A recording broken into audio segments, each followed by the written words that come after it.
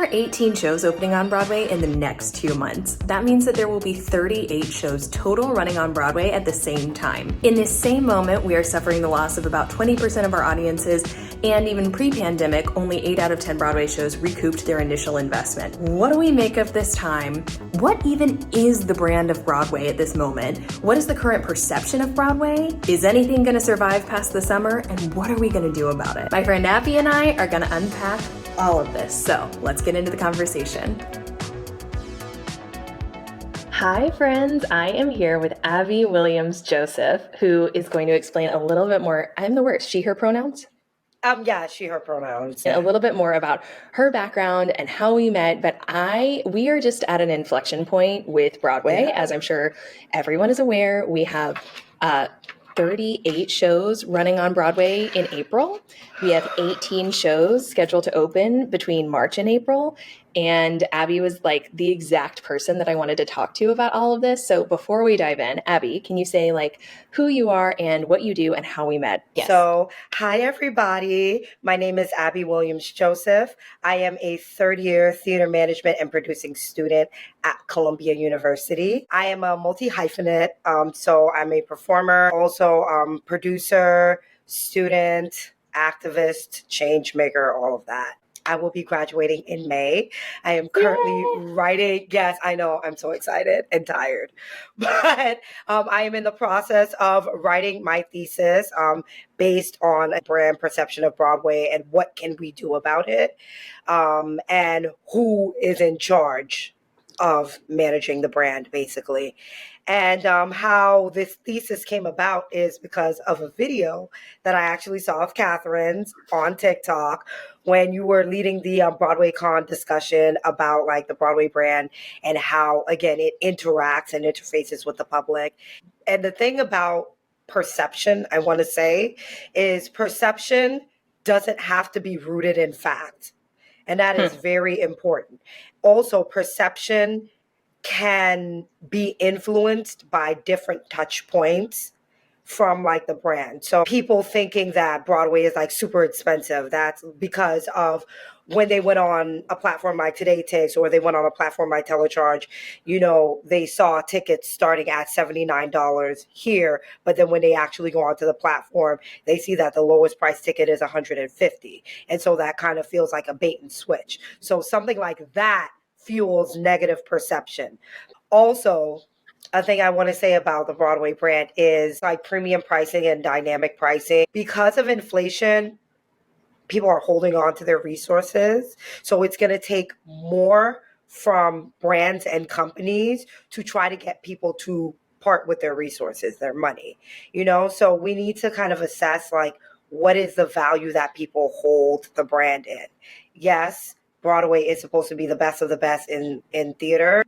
Theater at its highest, at its premium, because of how expensive it is to produce theater, which it is astronomical. Like the numbers that I have seen, the budgets, my God, today, it is crazy. But because of that, the brand straddles the line as like a luxury brand, but because it is an industry of artists are, of the people, for the people, and the art form of theater is of the people and for the people, and it is a public good, it also straddles the line of being a public good. So there's confusion on which direction the brand wants to go, because on one hand, you don't want to be like seemingly too like corporate minded and too for-profit minded, because that makes you seem like a sellout.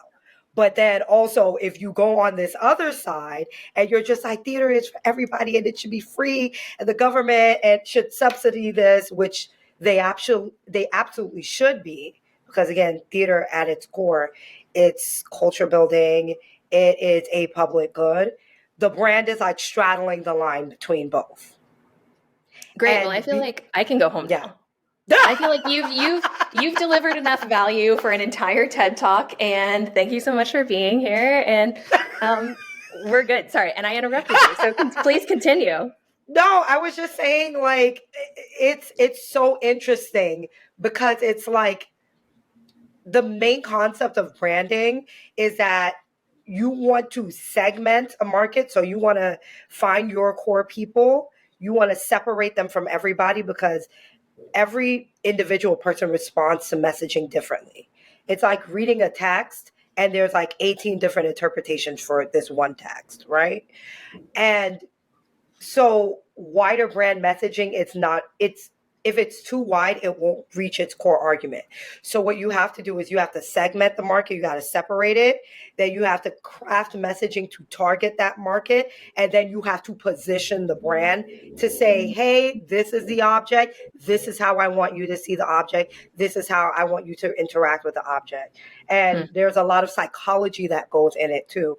And so with today's standards of branding, it requires more work on the brand, but nobody wants to do that because, we all want to live in our soft life era. And, we just want to relax and have no problems.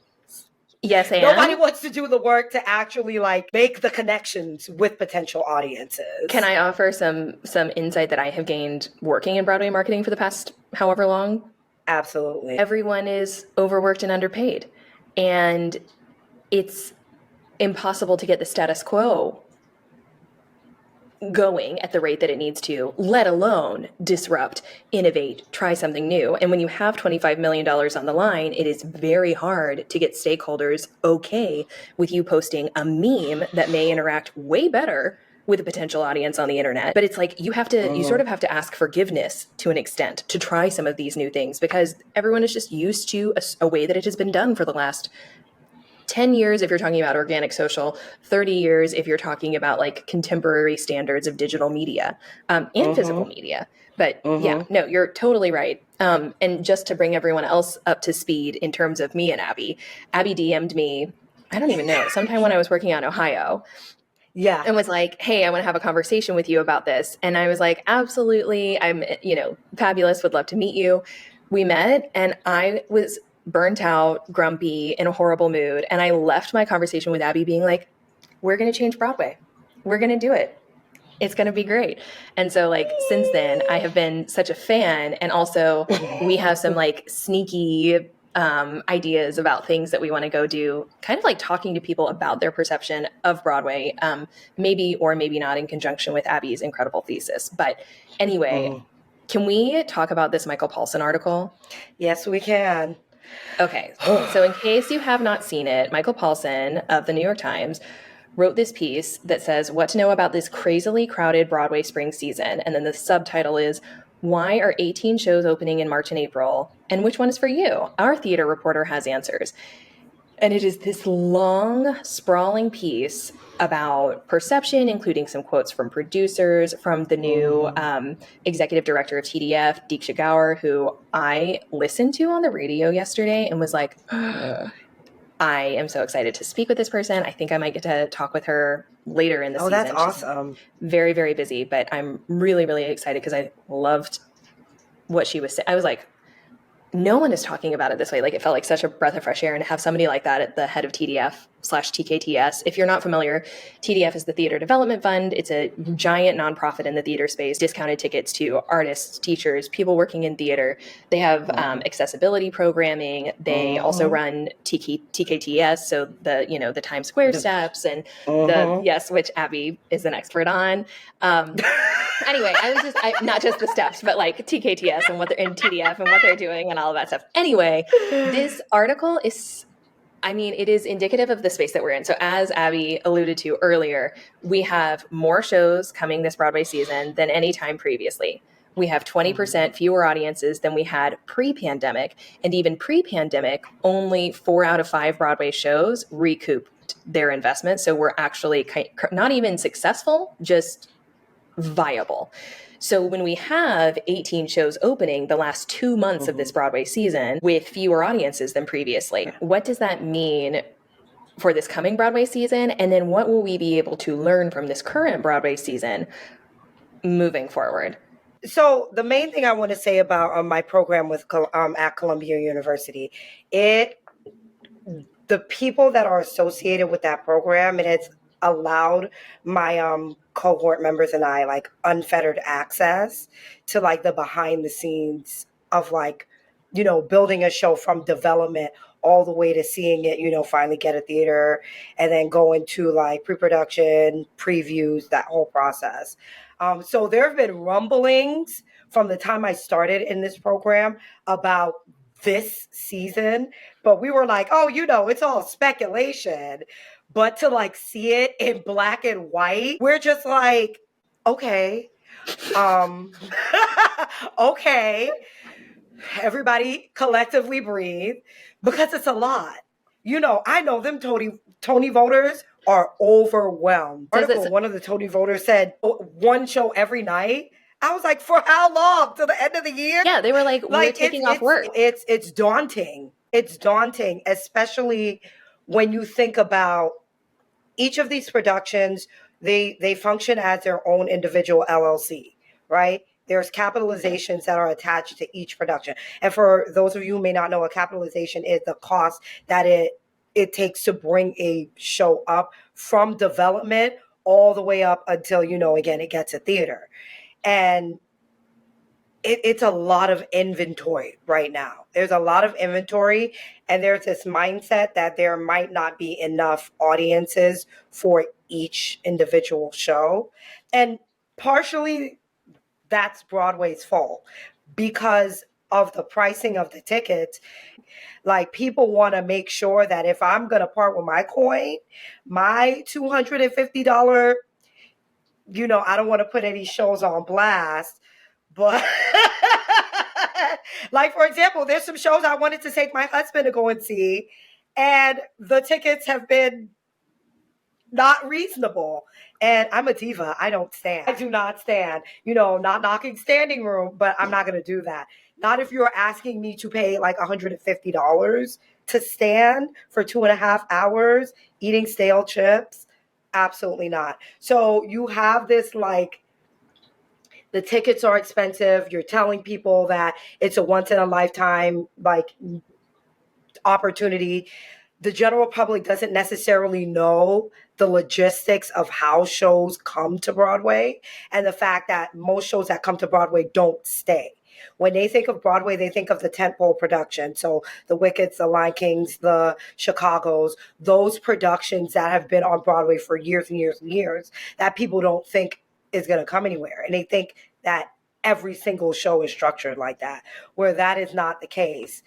Additionally, some of these newer shows coming in, they're already so expensive to just get them up. Another expensive line item on the budget is marketing, and if you only have so much resource to allot to your marketing, then, that kind of impacts the footprint that you're able to leave, the impressions that you're able to leave when you're already fighting for so much ad space. Katharine, I don't know about you, but when I open up my email every day, I have like 200 messages. Most of them are spam. Maybe 2 of them are like actually from shows, from things I've seen before. But it's companies trying to fight for mental real estate in a consumer's mind. And then when you're adding the fact that, the people who support and patronize Broadway, that's already a very small group of people. And then you have all of this inventory, and you're asking already this very segmented small group of people to, hey, we know you love theater, and we don't want to ask you to like support everybody. We want you to support us. But for the whole industry to keep going, we also need you to support everybody. So it's very confused messaging. And I would be lying if I said I was not concerned. I agree with all of the above. I had so many thoughts come up while you were speaking. I was like, yes. And then also, you're totally spot on. I think content is king. Connecting with people emotionally is really important. One of the things that I thought was so interesting about what you just said is that people's perception of Broadway is the tentpole productions. It doesn't occur to them that shows are going to come and go quite so quickly. And so I think one of the issues that we have in Broadway marketing is longevity and like establishing the brand. Like I have been saying this publicly, and I will continue to say this publicly. If you start your branding campaign, if you start your marketing campaign on your first day of rehearsals, or even 6 weeks prior to rehearsals, you're too late. You're way too late. These Broadway brands, especially for new Broadway shows, have to be advertising during their out of towns. They have to be advertising, or maybe not even paid advertising. They need robust organic social content from the moment the brand exists. We are undervaluing that. If you have paid social on a foundation of nothing, it is not going to garner the same response if you have paid social on a foundation of people who are greatly invested in your show already. I'm so curious how this is going to play out this season. This is my sort of first foray in Broadway marketing. I'm on the social media team for The Great Gatsby. We are not in charge of the paid social. I'm so curious about that relationship. My team on The Great Gatsby is doing organic social, and that means we're across 6 platforms: YouTube, Instagram, TikTok, Threads, Facebook. What is the other one? YouTube, Instagram, TikTok, Threads, Facebook, X. And X. You did it. We always forget about X now. Sorry, Elon. The app formerly known as Twitter. Well, it's because of Elon, because he's a psychopath. Yes, exactly. And we haven't had our first preview performance, and not to toot our own horn, but we have over 40,000 followers on TikTok. We have over 35,000 on Instagram. We have a lot of really cool YouTube content coming up. We have already seen the advertising agency will see spikes in website visits, and they're like, hey, we didn't put more ad spend on this day. We don't know why this day spiked. The only thing that we can see is that there was a viral video on our organic socials on that date that did drive more people to the website. So what I'm really excited about is sharing the value of what is organic social, which just means all of the social media you're already used to that doesn't have a sponsored or paid little highlight at the bottom of it. Part of the issue, where to even begin, but one of the issues is that the ad system on Broadway is completely siloed. So there's one agency doing press and PR.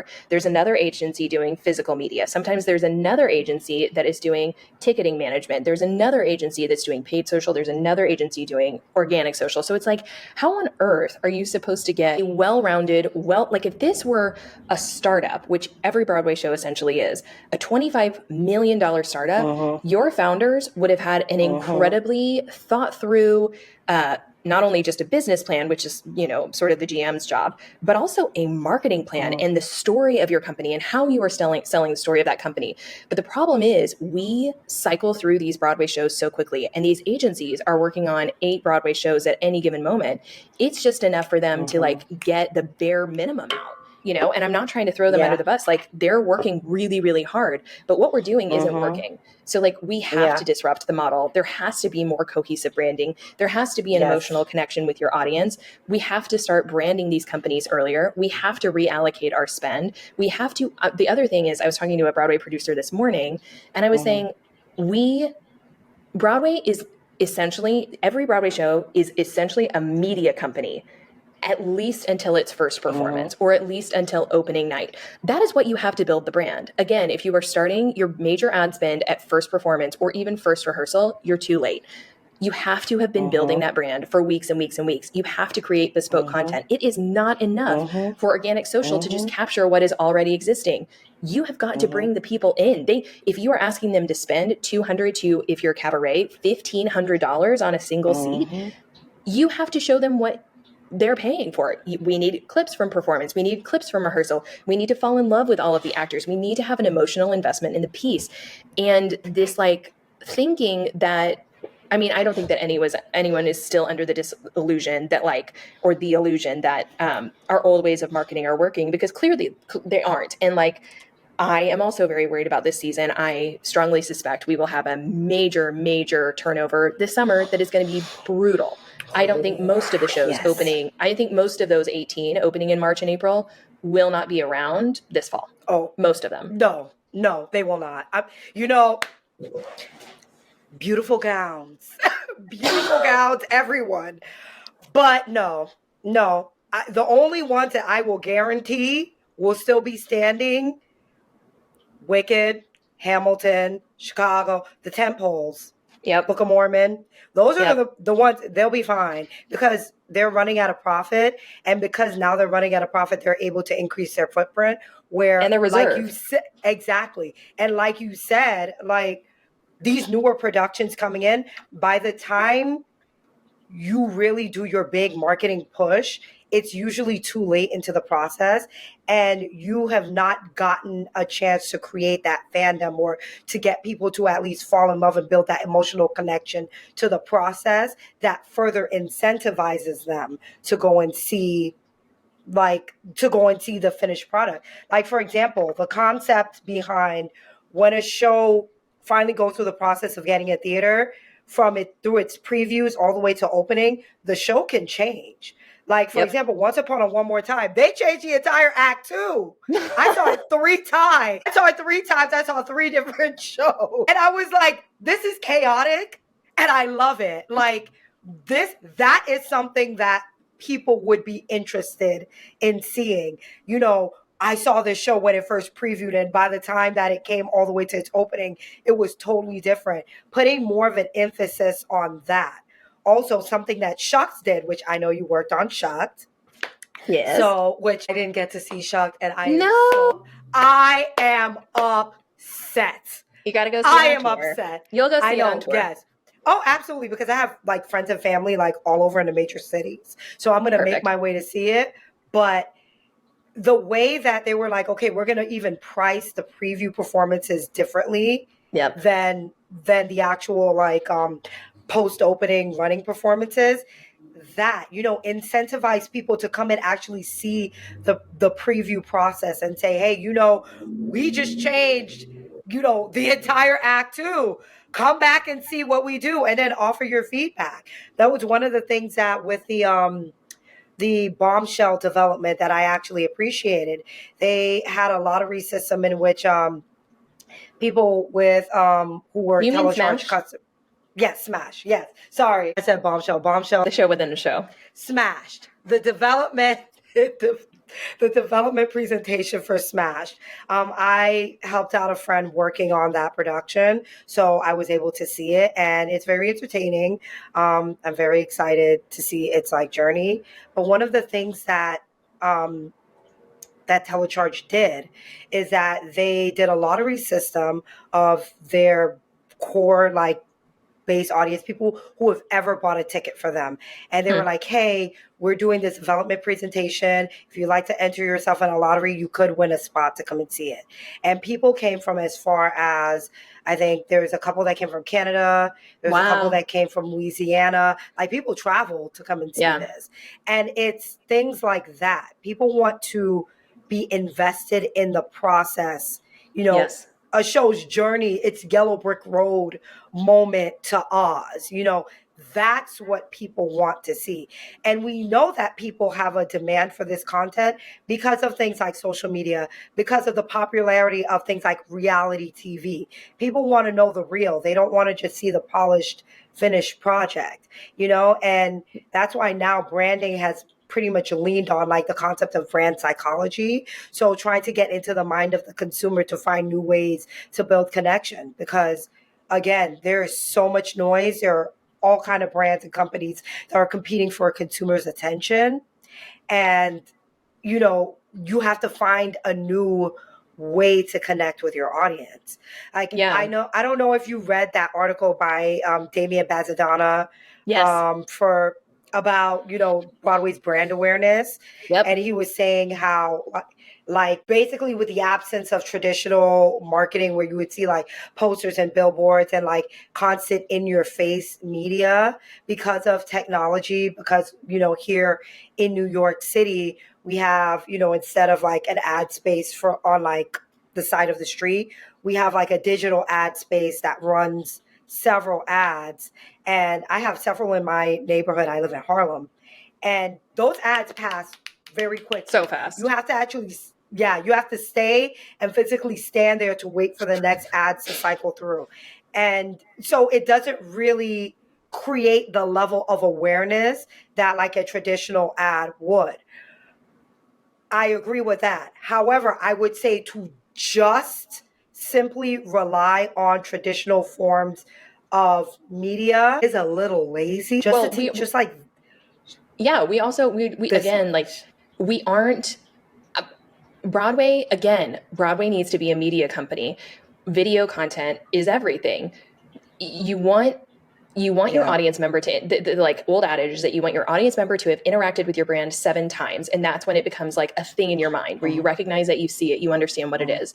Well, we have the opportunity to reach people in the palm of their hand. And we scroll so quickly. And so there is a Broadway show opening this season, and I'm not naming any names. It is a show that should be selling like absolute hotcakes. It's hot. It's exciting. It is one of the 18. You can guess which one it is. Honestly, it's anybody's guess because there's 18 new shows opening. They do not have a substantial following. They start previews within a couple of weeks. Everything is glossy. Everything looks like a print ad. There's almost no engagement. And I am like, what are we doing? And now working in organic social, the amount of money that is given at organic social is insufficient funds, because we are underestimating, like if we are going through media a mile a minute, if we are fighting for people's attention, you need to be posting every day. I'm sorry, like getting your show up and running, maybe once it's an established thing, like, you can lay back a little bit, but like to post, I don't know, there were maybe 20 posts on this Instagram feed total, all of which look like print ads. I don't care. Like if it looks like an ad on Instagram, I'm scrolling past it. I'm not engaged. I have no emotional connection to that. I have no idea what your story is about. I have no idea why I would spend $200 to $300 on this ticket. The other thing that you were talking about earlier that I just wanted to mention quickly is most shows do, like Shucked, have preview pricing that is less. The thing that's smart is that Shucked told the audience that. They said, hey, we're giving you a deal. Hey, we're doing preview pricing. Now, they did it to an extent that most shows don't do in previews until they're in trouble, and then it's too late. But telling the audience, hey, we're offering you this special pricing. Hey, you're going to see a show during previews. Like Broadway has been so gatekept and so particular about its image. And we are hurting ourselves. The more we gatekeep, the more we put up these walls, the worse off we're going to be. We need to invite people in because we don't have enough people showing up. So like letting folks know, hey, you are going to see a preview tonight that is a performance that no one else is going to see. Ever. The show, it may have a different song that people will see tomorrow. It may have a song that won't be in the cast recording. You may get to see a surprise someone go on. Like it will have lines that will never happen again. Like that, to me, that's something you want to see. We want to see the process. We want to have an emotional investment in these brands. What do you think, Abby, of like the shifting models that we're trying? So like The Wiz has had this touring production and is essentially treating Broadway like its final touring stop. Do you have any thoughts about that? I mean, I honestly love that, especially because it ties into the story of The Wiz. So I think that's smart to it's smart to parallel the process to the actual story, because it's almost giving reality to the story itself. Dorothy is actually Dorothy trying to make it to Oz, trying to make it to New York City. I was just going to say, it also is bringing people to the brand of The Wiz all over the country before it goes to Broadway. And I think it's so smart because, again, we have this very New York-centric view of Broadway when most of our audiences are not actually based in New York. And if New York City tourism is down, which it still hasn't fully recovered, we need to be reaching people all over the country. And of course, I will never not evangelize for pro shots and live streaming theater. But until that beautiful day arrives, I think a model that is really brilliant is touring the country. And The Wiz, as a result, is more financially secure than most shows opening on Broadway this spring. It has the rumor is that it has a higher reserve, that it's been selling well on tour, that people are really excited to see it on Broadway. And it's not been getting, candidly and objectively, very good reviews. And that hasn't mattered because they brought The Wiz to America rather than being like, if you can make it, come see The Wiz on Broadway. It's just a different approach to the brand, Yeah. And I think that I have heard the rumblings as well, and I'm really excited about seeing it. I tried to make ways to see it in like 3 different cities, and I was like, you know what? I'll just wait. I'll just wait.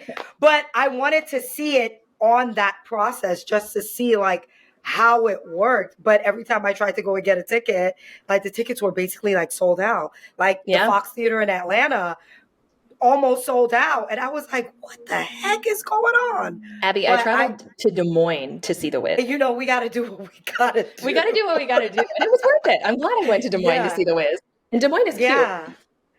And and it also brings that tourism to that area, because something like this is so unprecedented and it's new and it's innovative and it's adding like an interesting look to the show, like an interesting perspective that people have not seen before. And They haven't seen a tour before it actually came to Broadway, so it's also making people feel, again, included in the process, like, oh, like I helped it kind of like make it there. Yeah. And I think similarly, like the model of Six was so successful of like, we're not going to be precious. It's going to be on cruise ships. It's going to tour. Then it's going to be, and it's already been in the UK. It's going to be on Broadway. We're quickly going to open up licensing to schools. Like, I think it's brilliant. Like, we have just got to democratize Broadway a little bit more than we currently are and stop being such like crazy little oligarchs about, sorry. And I'm speaking like lovingly. I love Broadway and I know everyone is working their absolute hardest. And, it is a massive shift in mindset and in structure that has to happen. And it's going to be super uncomfy, but like, I think we're at the point where we gotta change something or it's not working, Yeah. Like, again, the issues with Broadway largely come from the decentralized nature of the industry. And it wasn't like meant to be like that. It just kind of happened that way.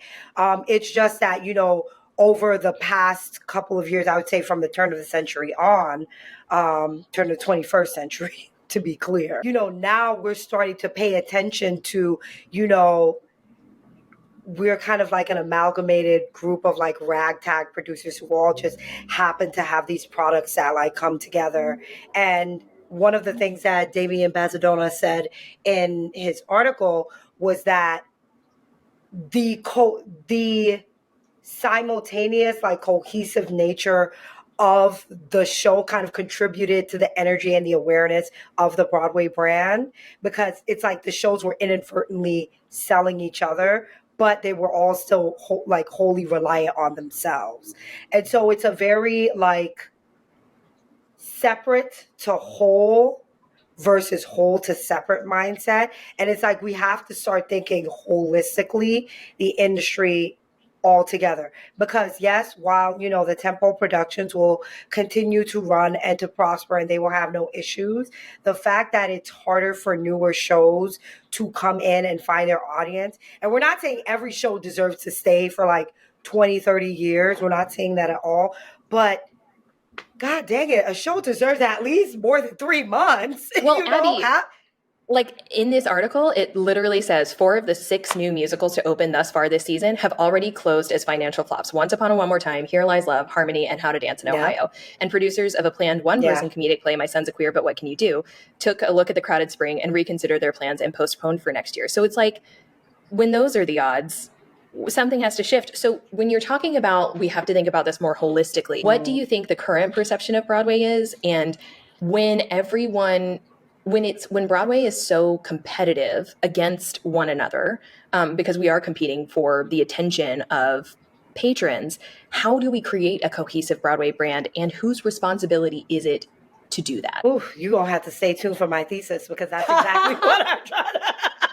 That's what I'm trying. I've been racking my brain for like the past 6 months. I have been racking my brain, sleeping, dreaming, trying to figure out an answer to this question.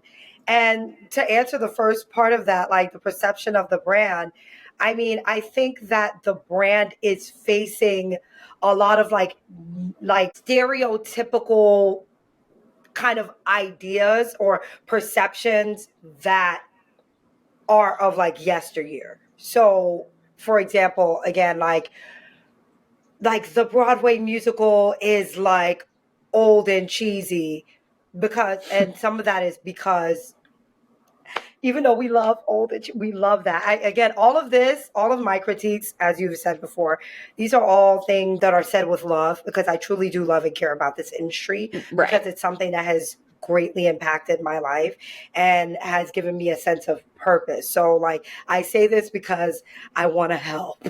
I'm trying to help y'all. But there's a perception that like Broadway is like super antiquated, the fact that, most shows exist within historical buildings contributes to that. The state of the bathrooms, the seats, Oh my God. It's an unpleasant experience. For $1 million.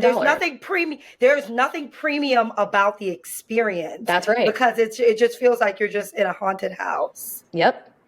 I went to a Broadway show a week or two ago, and I had received a comp, which I'm so happy about and Mm, grateful for.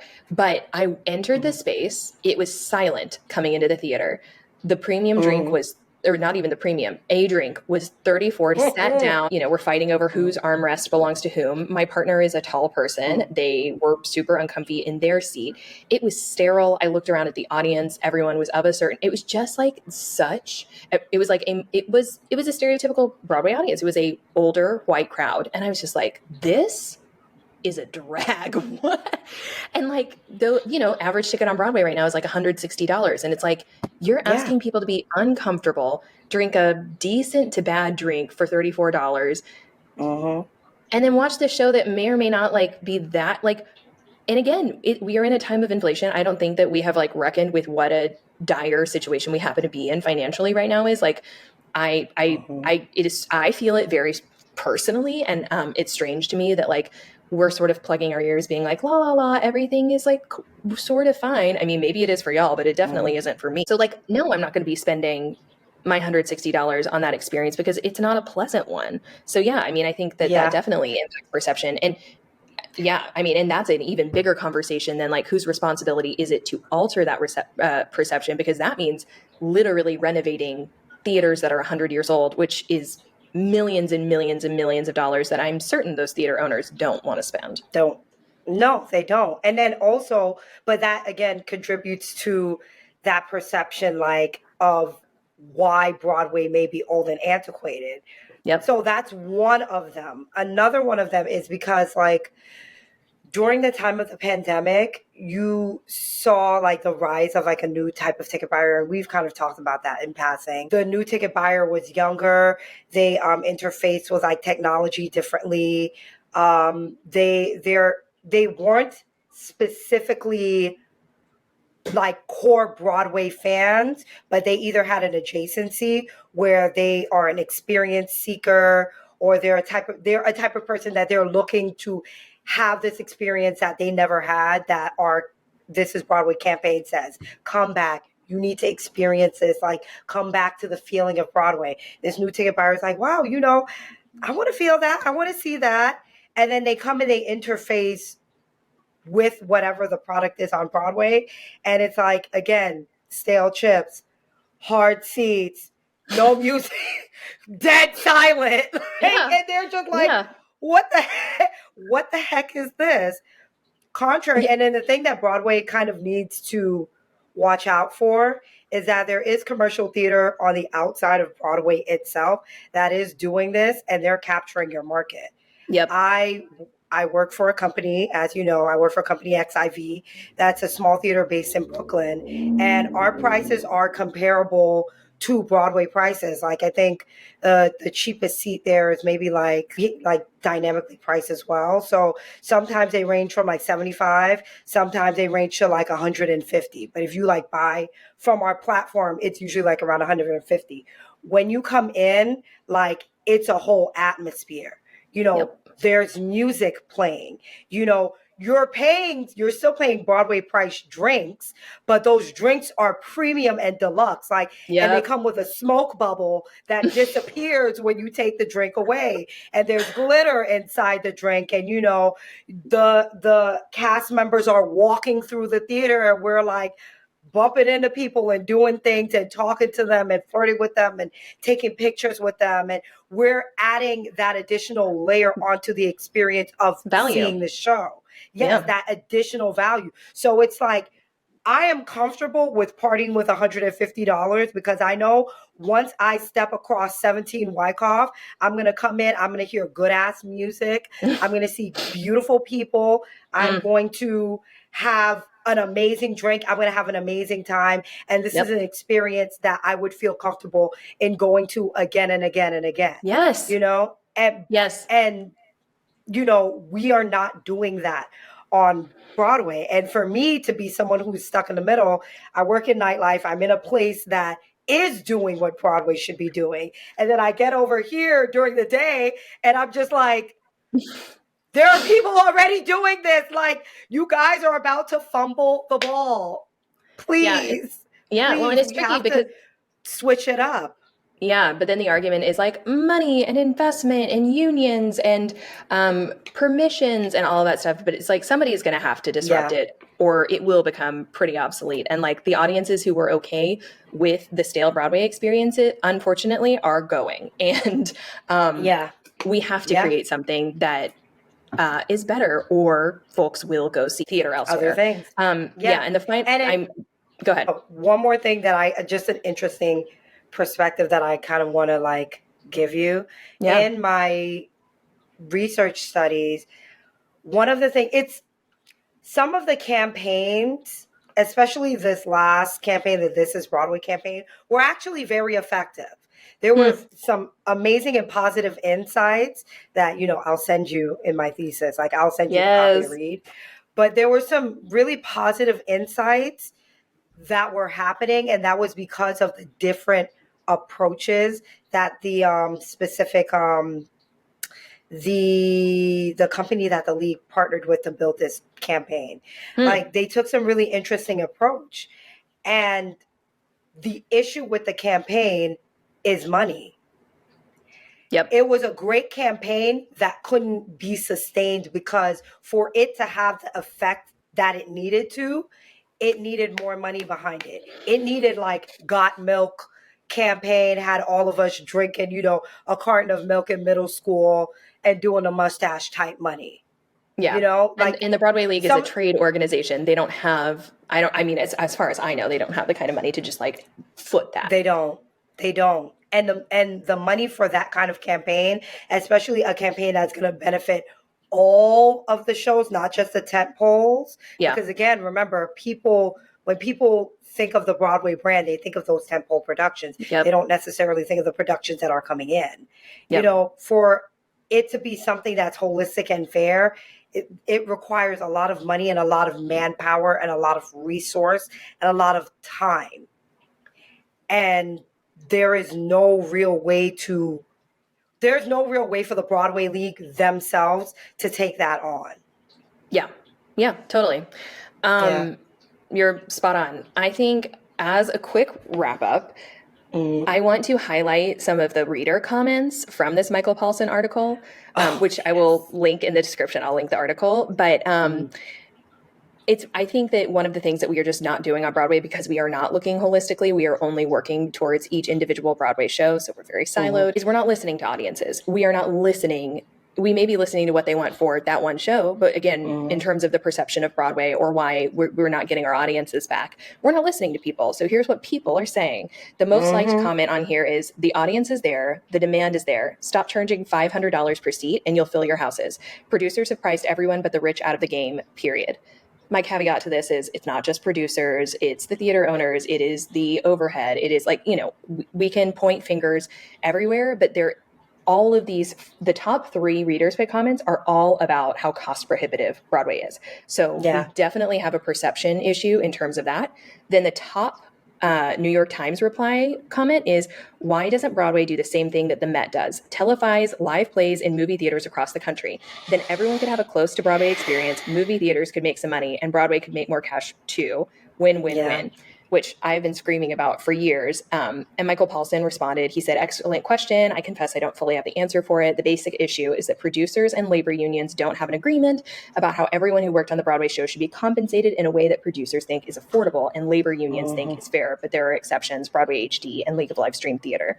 That's something that I would like to continue to actively work towards. I'm happy to run myself into the ground to try to create agreements between unions to get Broadway live streaming. Again, I've said this in the past. I think that it will not be profitable until it is. Getting the infrastructure up for live streaming Broadway is going to suck.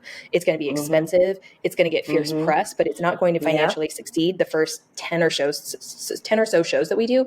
But once people know that that is a part of the system, once we find an agreement, it's going to be undeniable. It's going to be so powerful.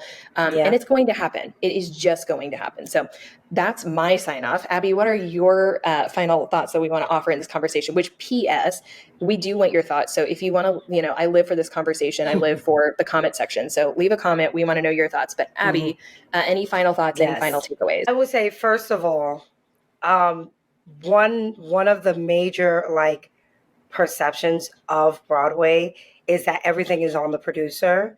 And since I've decided to get a whole master's degree in producing, I Oh, bless want to you. let people know.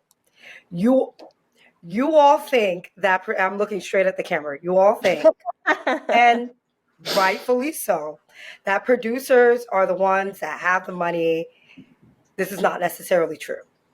Producers have access to people who have money, right? What producers offer is their expertise on the business, right? So producers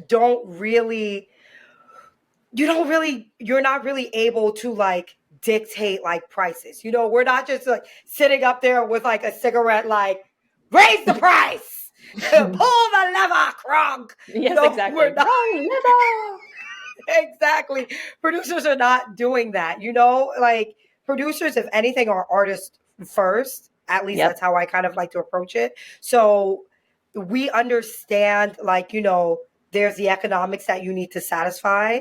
And there's also the fact of you want to bring art to the people. It also should be noticed that pro captures are extremely expensive, and most productions do not prioritize that in the budget. So most shows that close on Broadway, 9 out of 10, you will never see that show again because there is no pro capture. There is no footage. There is no nothing unless, somebody goes old school and they're just like holding a camera up, which we do not encourage. Do not encourage that. But that's the only other option for people to be able to consume something that is so exclusively in one spot in one moment and they're not able to get to. The National Theatre over in the UK, they've figured out a way to make that work with their products. I think that in the future, the future is within live stream and streaming and, building up the Broadway HD platform to a place where more people would be able to have access to it. And not only that, there will be more content that will be able to be on that platform. I just think that we're at a crossroads. I think that everything that's happening with like COVID and with inflation, everything that's happening like socioeconomic political world is affecting our arts and culture. And we're in a time for change and it is uncomfortable. But it's something that to get out, we just have to go through. I think you're spot on.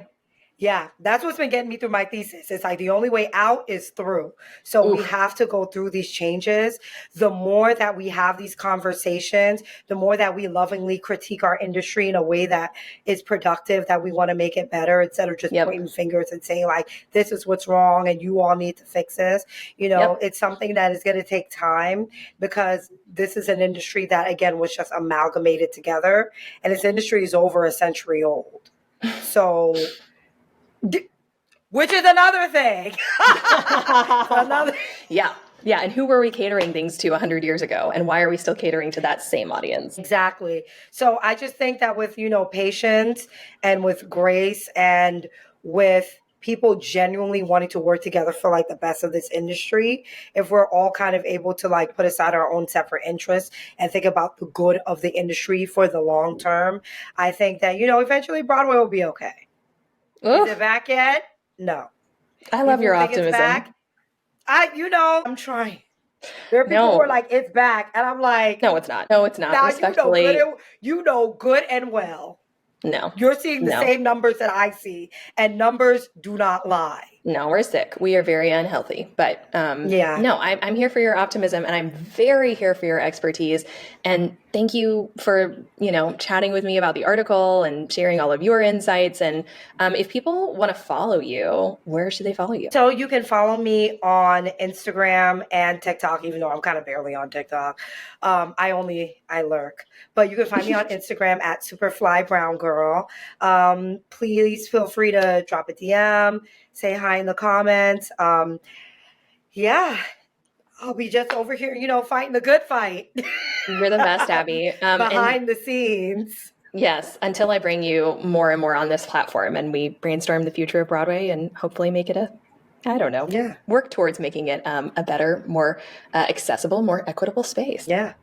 You're the best. I loved this conversation. I always go into conversations with Abby feeling a little distraught about the industry, and I exit them feeling hopeful, which is a pretty magical thing. As always, I would love to know your thoughts. Thank you so much for watching. If you enjoyed this conversation, I would love for you to hit that like button, leave a comment. It is the surest way to let the YouTube algorithm know what wonderful humans to push this video out to, people like yourself. As always, I invite you to follow me on Instagram and TikTok at It's Katharine Quinn. Make sure you give Abby a follow at Superfly Brown Girl. Thank you again so much for watching, and I'll see you next time. Bye.